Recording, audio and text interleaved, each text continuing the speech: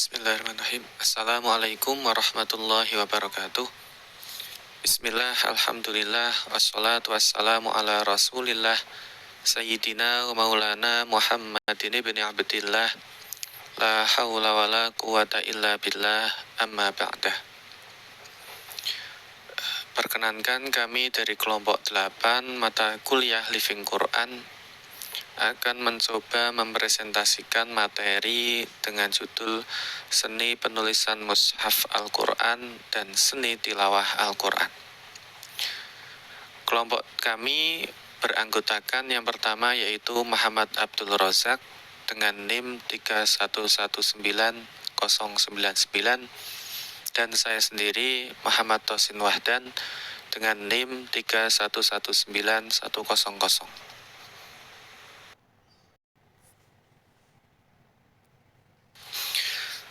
Selanjutnya yang pertama yaitu lokalitas dalam seni penulisan mushaf di Indonesia.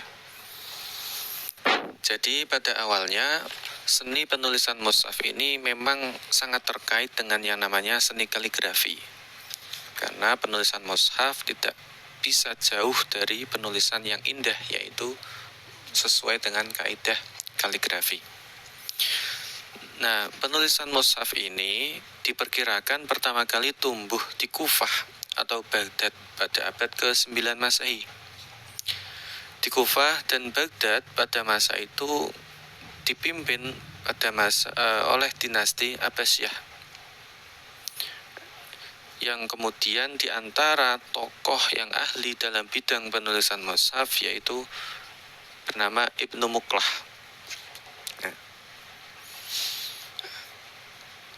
Penulisan mushaf Quran memang terkait dengan waktu dan latar budaya yang bersangkutan. Makanya masing-masing penulisan mushaf itu pasti ada suatu ciri khas tersendiri. Entah itu nanti dari variasi bentuk, motif, atau warna pinggiran. Termasuk yang kemudian pada waktu itu, pada waktu di Ibnu Muqlah ini,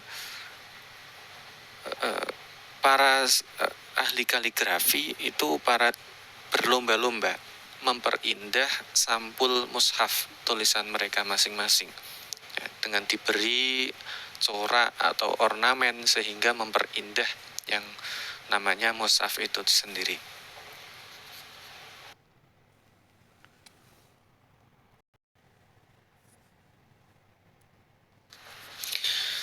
Kemudian pada abad ke-19 berkembang yang namanya teknologi percetakan litografi.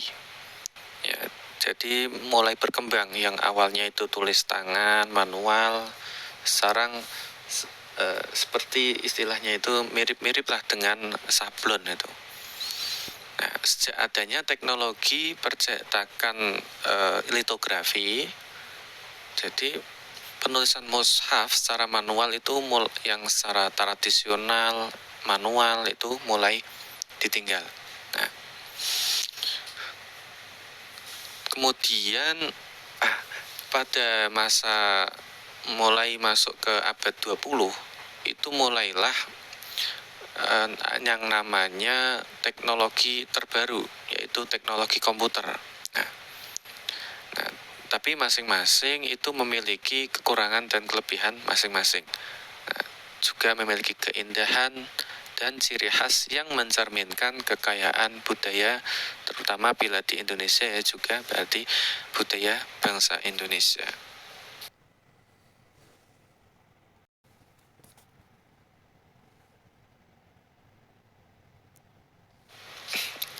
Kemudian mushaf Al-Quran yang berukuran besar dari Wonosobo sampai Palembang.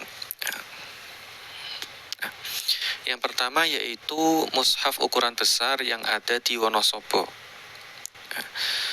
Nah, mushaf ini digagas oleh beliau Bapak Kiai Haji Muntaha Al-Hafidh atau yang biasa dikenal dengan Mbah Muntaha. Beliau adalah pengasuh pondok pesantren Al-Asy'ariyah Kalibeber, Mojo Tengah, Wonosobo. Nah, gagasan Mbah Muntaha ini dimaksudkan untuk meneruskan apa yang pernah dilakukan oleh kakek beliau. Jadi dulu kakek beliau itu yang bernama Ki Haji Abdurrahim ketika menunaikan haji, yaitu dengan transportasi kapal laut, nah, kakek Mbah Mun ini selama dalam perjalanan itu sambil yang namanya menulis Al-Quran. Jadi luar biasa sekali beliau ya. Sampai pada ketika kembali ke tanah air, Al-Quran itu yang beliau tulis sampai selesai. Nah, kemudian disimpan di Masjid Asy'ariyah Wonosobo.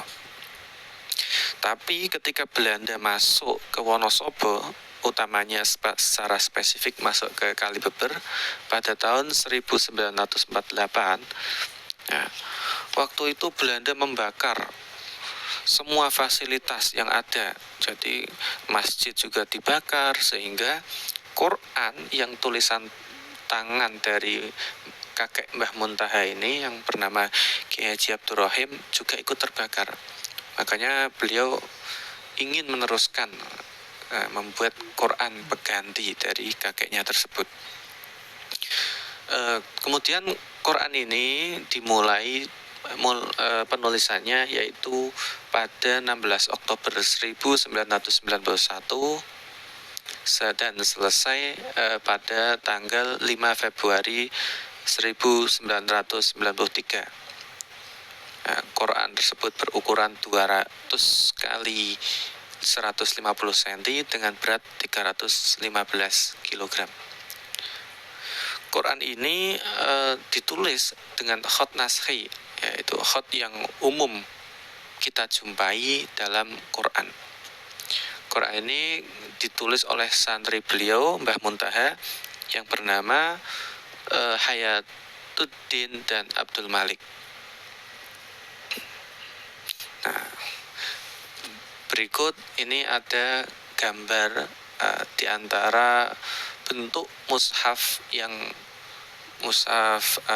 ukuran besar yang ada di Wonosobo. Bisa kita lihat ukurannya besar ya. Kemudian masuk pada mushaf raksasa yang ada di Palembang. Mushaf raksasa yang ada di Palembang ini dimulai pengerjaannya pada tanggal 15 Maret 2002 yang kemudian selesai pada tahun 2009. Nah, ukurannya itu besar sekali ini ya. Itu bisa dilihat seperti pada gambar ya. Ukurannya 177 cm kali 140 cm dengan halaman berjumlah 630 dan pengerjaan mushaf ini atas ide Sofwatillah Mohzeb dan khot yang dipakai berupa khot naskhi. Nah, khot mushaf ini yang berukuran besar ini dicetak menggunakan kayu tembesu. Jadi sebelum diukir pada kayu, awalnya ditulis dulu, ditulis pada kertas, baru kemudian diukir. Bisa dilihat seperti gambar itu wujudnya mushaf ini. Kalau yang tadi dari mushaf raksasa di Kalibeber Wonosobo itu berupa pakai kertas, tetapi kalau yang di Palembang memakai kayu. Jadi banyak sekali kayunya. Nah, terus untuk apa sih sebenarnya nulis mushaf kok besar-besar itu? Apa faedahnya? Nah, yang pertama yang menjadi landasan adalah landasan estetis yang mengandung arti bahwa Islam selalu identik dengan keindahan. Landasan penulis mushaf raksasa itu yaitu untuk memperlihatkan bahwa Al-Quran itu secara material diletakkan sebagai karya seni yang agung. Ini yang penting. Jadi tidak hanya untuk pamer saja, tapi juga untuk mengingatkan bahwa Quran itu bisa menjadi karya seni yang agung gitu.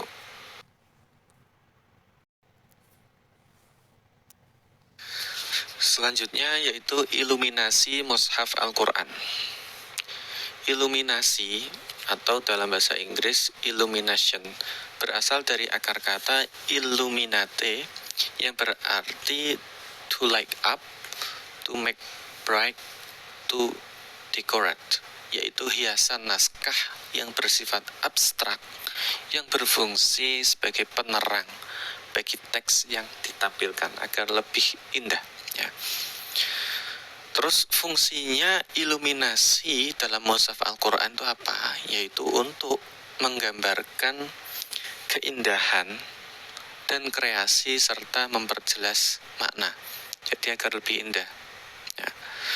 Nah, masing-masing iluminasi mushaf itu masing-masing daerah memiliki corak tersendiri. Jadi masing-masing daerah cirinya beda-beda. Dan ini diantara contohnya yaitu ini antara yang satu dengan yang lain pasti beda. Biasanya iluminasi mushaf Quran itu ada dalam awal ya, yaitu ketika halaman awal Al-Quran, yakni pada pinggirannya surat Al-Fatihah dan awal surat Al-Baqarah. Nah, kemudian selanjutnya akan dilanjutkan oleh Mas Abdul Razak. Silahkan Mas.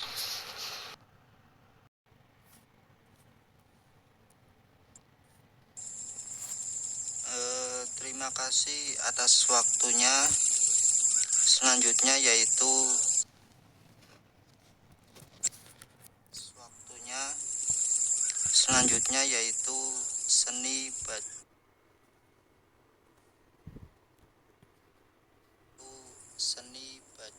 seni tilawah Al-Quran.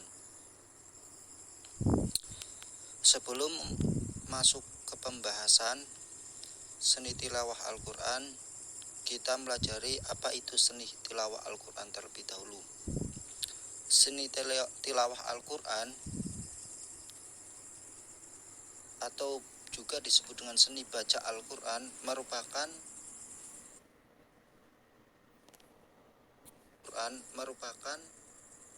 seni dalam melantunkan ayat suci Al-Quran.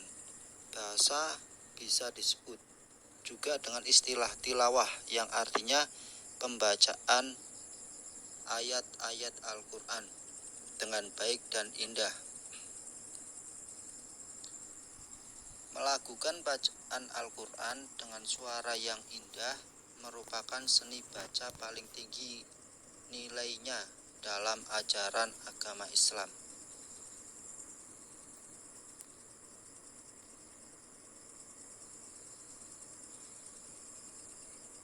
Demikianlah yang dimaksud seni baca Al-Quran atau seni tilawah Al-Quran. Langsung saja untuk masuk ke poin pertama, yaitu sejarah musabaqah tilawah Quran di Indonesia.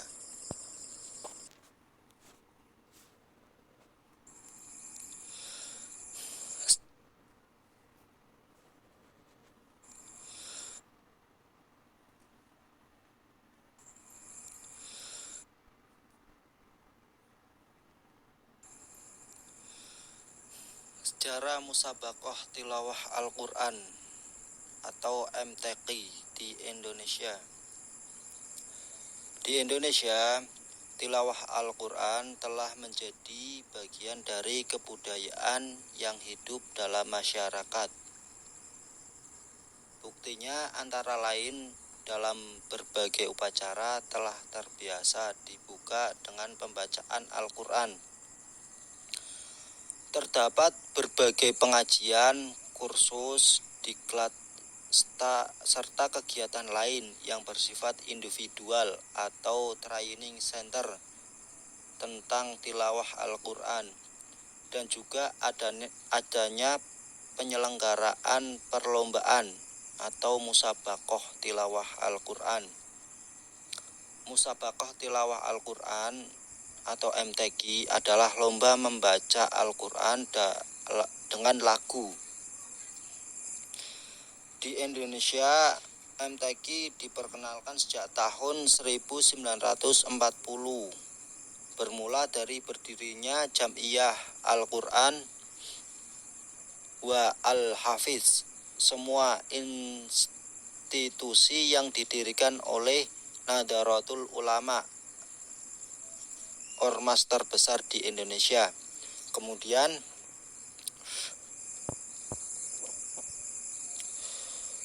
beberapa tahun berselang ketika Menteri Agama dijabat oleh Kiai Haji Muhammad Dahlan pada tahun 1967 sampai 1971, MTQ mulai dilembagakan secara nasional. Beliau bersama Profesor Kiai Haji Ibrahim Husain adalah pemprakarsa pertama penyelenggara Musabaqah Tilawah Al-Quran tingkat nasional. Kedua tokoh ini juga bersama Kiai Haji Zaini Miftah serta Kiai Haji Ali Mansur dan Profesor Dr. Haji Ahmad Mukti Ali pada tanggal 23 Januari tahun 1970 membentuk Yayasan Ihya Ulumuddin yang setahun kemudian merintis berdirinya Perguruan Tinggi Ilmu Al-Quran PTIQ, sebuah perguruan tinggi yang secara khusus mengajarkan seni baca dan menghafal Al-Quran serta mengkaji ilmu-ilmu yang ada di dalamnya. Adapun lembaga pengembangan tilawah Al-Quran LPTQ adalah organisasi di dalam Kementerian Agama yang bertanggung jawab menyelenggara acara MTQ tersebut. Para pembaca baik pria dan wanita dari seluruh Indonesia dapat berpartisipasi dalam perencanaan dan implementasi kompetisi ini serta dapat memilih kontestan mereka dengan menyiapkan delegasi untuk kompetisi tersebut. Pada bulan Ramadan tahun 1968,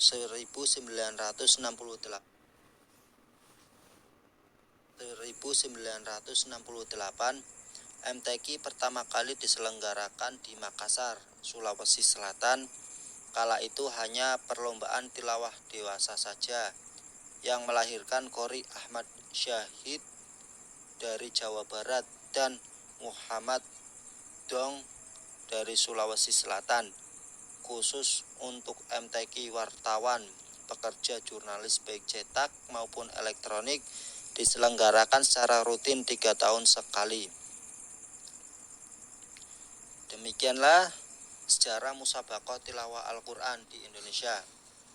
Untuk poin selanjutnya yaitu mengenai Festival Al-Quran sebagai salah satu bentuk resepsi estetis.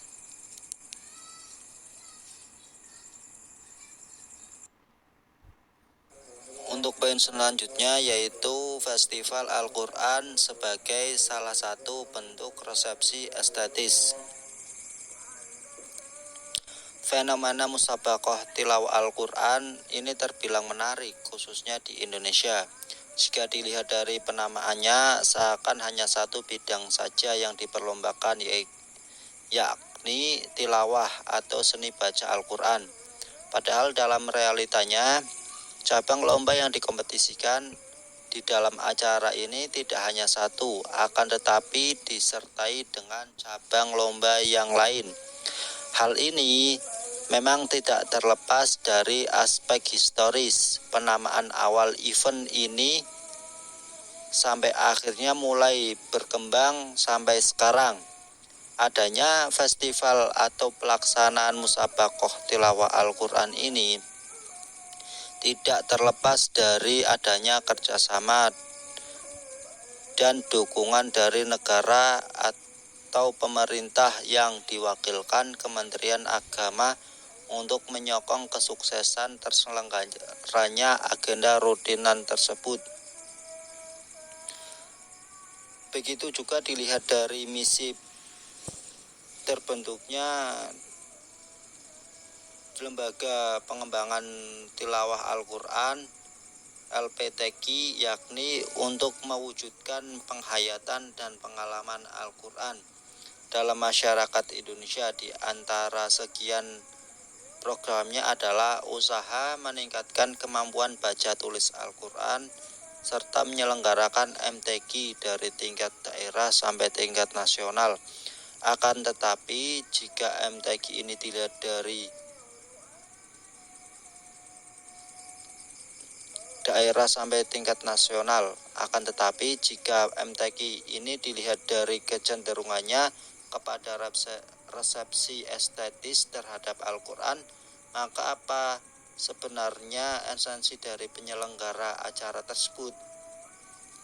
Apa yang sudah didapat? Apa hanya sekedar rutinitas tanpa makna? Apa sudah benar-benar sesuai dengan misi awal atau tidak? Fakta menyatakan bahwa musabaqah tilawah Al-Quran atau MTQ dianggap sebagai sebuah kegiatan ibadah bagi muslim. Itulah implementasi keberadaan MTQ. Bila digambarkan secara universal, tujuan dalam kegiatan ini adalah syiar atau ibadah melalui lantunan pembacaan ayat suci Al-Quran. Dapat dikatakan bahwa MTQ merupakan ibadah yang divisualisasikan lewat seni. Jangkauan minimalnya seperti ini: bila semua orang tak sanggup melakukan upaya mendalami keluasan makna dari Al-Quran, maka sekurang-kurangnya berilah kesempatan bagi orang-orang untuk meneguk keagungan firman Tuhan itu dengan membaca Al-Quran. Jika dilihat dari tujuannya, yakni meningkatkan keimanan ketakwaan umat Islam melalui jalur Al-Quran, MTQ dirasa sudah cukup tepat untuk menjadi wadah mewujudkannya.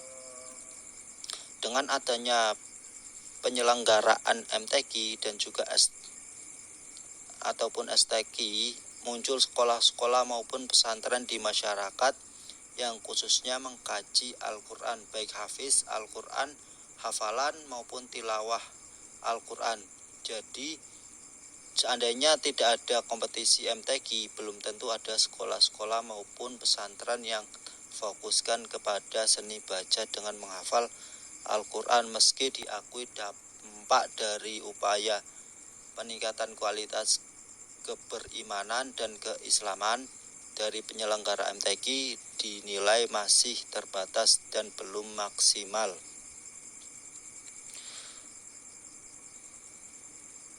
Jika pembahasan mengenai Al-Quran sebagai kitab suci dihubungkan dengan resepsi estetis di masyarakat, cerminan estetis ini bisa dilihat dari dua aspek, yaitu dari segi internal seperti dalam lomba seninya itu sendiri, seperti membaca Al-Quran dengan mujawad, seni tulis Al-Quran, kaligrafi, seni rebana ketika STQ, ataupun dalam menyampaikan pesan Al-Quran dalam musabaqah syarah Al-Quran MSQ dalam performan masing-masing. Sedangkan dari aspek eksternal bisa kita lihat dari parade-parade, pawai, ta'aruf, performan, paduan suara, dan juga pembuatan mimbar dan panggung. Dari segi mimbar dan panggung bisa dilihat sisi kreativitas serta ungkapan ekspresi yang dicerminkan seni, baik itu ornamen-ornamennya maupun juga hiasan kaligrafi di sekelilingnya. Bahkan ornamen tersebut disesuaikan maskot ataupun simbol kekhasan daerah atau kota masing-masing. Dalam ilmu psikolog, tidak bisa dipungkiri religi yang dibutuhkan untuk ibadah telah ngakar sebagai perilaku yang universal, baik acara individu ataupun kelompok. Semua manusia pada umumnya akan merefleksikan berbagai hal yang bersifat spiritual. Demikianlah mengenai Festival Al-Quran sebagai salah satu bentuk resepsi estetis. Dan selanjutnya saya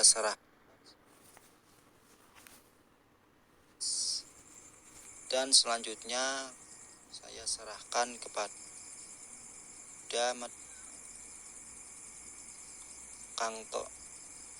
Kang Tosin, kepadanya waktu. Terima kasih.